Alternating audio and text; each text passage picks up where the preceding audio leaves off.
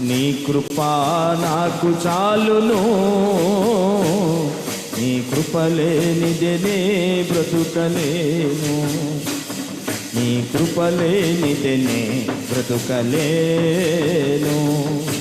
జలరాశులన్నీ ఏకరాశిగా నిలిచిపోయనే నీ జనుల ఎదుట, జలరాశులన్నీ ఏకరాశిగా నిలిచిపోయనే నీ జనుల ఎదుట.